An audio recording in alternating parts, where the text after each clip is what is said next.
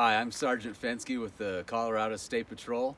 I'm up here at Rifle Falls State Fish Hatchery getting an inside look at how Colorado Parks and Wildlife manages one of Colorado's most important natural resources. Let's go take a look.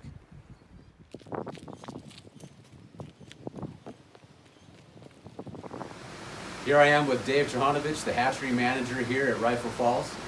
And I just want to start by asking you, why are fisheries important in Colorado? Hatcheries are important for a couple of reasons.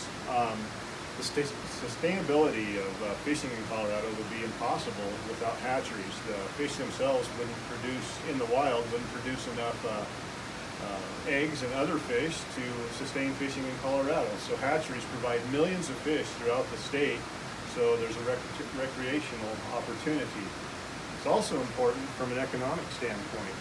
Only second to skiing in Colorado, fishing provides about a $2 billion industry to the state when you figure all that goes into the process of that. And then third, maybe just to toss in there real quick, is from a threatened and endangered standpoint. There are hatcheries in the state that actually specialize in raising threatened and endangered species. Great. Can you explain to us what we're looking at here with this board? Sure, I'd be glad to. So, Rifle Falls Hatchery does not have brood fish, meaning mom and dad type fish. So we get our eggs come in from another hatchery. So there's other state hatcheries that provide those eggs for us, and sometimes we make trades with other states for eggs that come in here. So anyway, the other hatcheries will spawn the fish, the male and the female, and develop what's called a fertilized egg. Those eggs will stay at those units for about 30 days, depending on water temperature, until they develop what we call the eyed egg. And I don't know if you'll be able to see it in the video, but there's these little black spots in there. And those are the eyes, one of the first things that are to develop in there, and then we can see. At that stage, this is about about a month old. At that stage, they're able to ship these throughout the state we use cardboard boxes or coolers, and as long as those eggs stay moist, they're able to ship. And so that's how they'll send them here to our hatchery. They'll arrive here. We'll bring them into our disinfection building, where we'll get a count on them, hydrate them, and disinfect them. And then we'll put them in these upwelling jars that roll the eggs real gently, and that's where they'll stay until they hatch. So just like a chicken, eggs, or the fish, actually have to break through the eggshell, i.e. hatching, and come through that shell. The shell goes off, we don't need that anymore, and we'll have something left that resembles this. This is what we call sack fry. Sack fry are small fish. As you can see, they start to resemble a fish, but they have a belly on them, and that's where they get their nutrients for about the first week. So we don't feed them. They kind of just lay around there like me after Thanksgiving on my couch. They'll just lay around and absorb that egg sac for about a week, and then eventually, once that gets absorbed in their system, they'll start looking a little bit more like fish, and they'll go from laying on their sides to actually swimming up and kind of getting into the water column and acting like a fish. At that point, that's when we know to start feeding them, and that they're ready to eat on their own through their mouths versus absorbing that. That's what happens in the hatchery. So kind of go from there. Yeah, let's go into the hatchery and see what this process looks like. Hi, I'm Mark Jermerson, the Assistant Manager of Rifle Falls Fish Hatchery. And I'm here at the hatchery today to kind of let you know what we've got here. In the hatchery here, we will go raise about 4 million fish will come through here every year. Right now we have about 2.1 million trout in the hatchery here. We normally have about 3 different species in here. We will have cutthroats, or the Snake River cutthroats. We will have the rainbow, and then we will have a cutbow, which is a mixture between the rainbow and the cutthroat. And on the cutthroats, we will put out just about 50,000 to 100,000 cutthroats every year. On the rainbows, we will put out a lot closer to 3.5 million rainbow, and then another 500,000 of cutbows. And we start them out here as eggs, and we will hatch them out, and then we will keep them in here for about 3 months.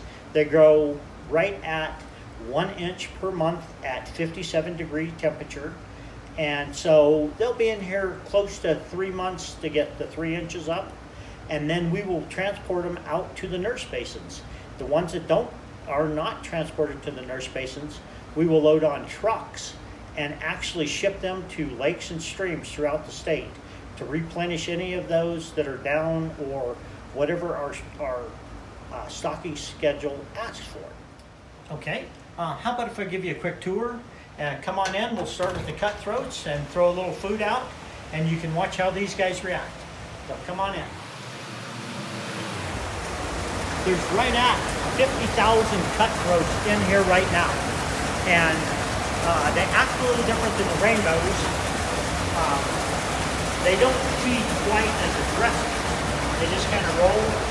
And some of these you can see are kind of a fluorescent blue.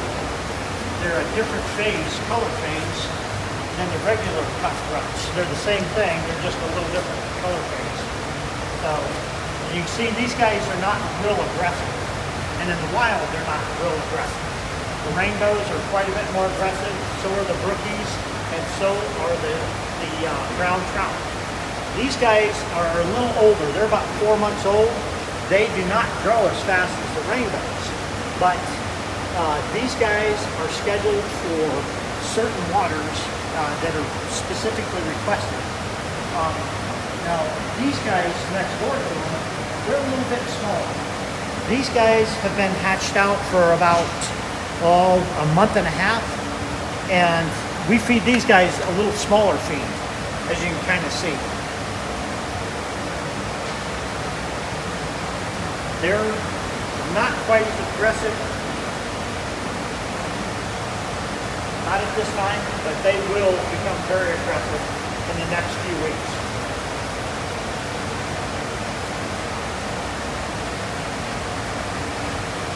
Right next to you is another group, and these are our sack fry. These guys have been hatched out just for a couple of weeks now. Actually, not quite a couple of weeks. We've had them for a couple of weeks. As you can see, the little orange sack on them, that's what the sack, the egg sack is. And that's what they feed off of, and they will be feeding off of that for probably the next week. And as soon as they really start feeding, their sack is completely used up, then they'll start coming to the top and start trying to feed from the top. That's when we start feeding them, just as you saw the ones we just came. And in this trough, there's close to 100,000 little fish. Okay, we're gonna head down to the other end. We have some cut bows down there, as well as some line bows. And they're a little bit bigger fish, and they're actually getting ready to go out. The little cut bows are getting ready to go to Lake John, and we have right at 80,000 of those that need to go out. So we're going to head down this way, and that way you guys can kind of see what we've got down here.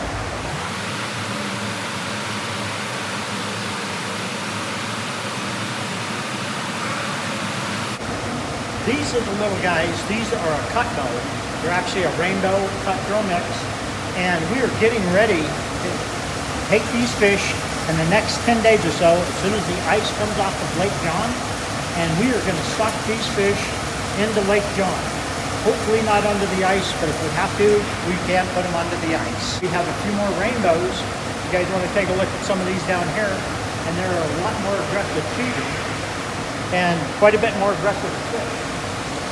In most of these troughs right here, we have right at 100,000 fish in these. So we can fit quite a few fish in here, having 36 basins of fish. So now these are a pure rainbow, and these guys are a little bit more aggressive when they feed.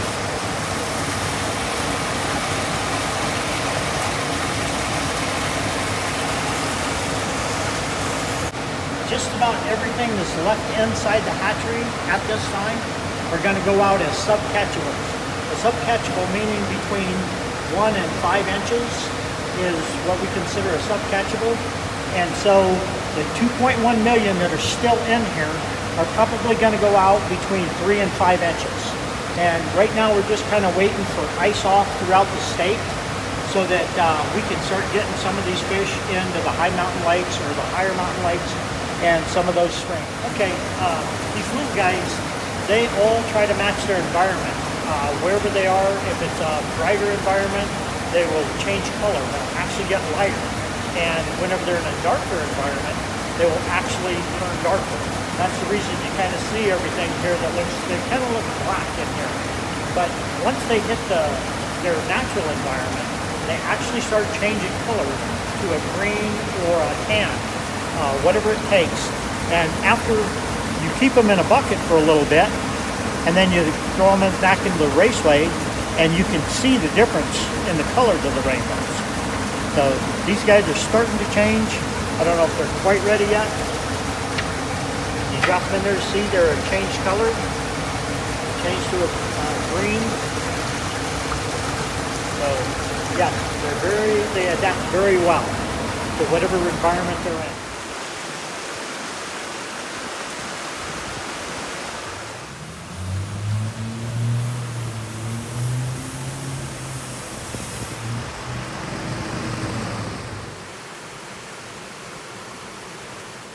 David, thank you for having us. Is there anywhere people can go to get more information on this hatchery or other hatcheries throughout the state? Yes, there is.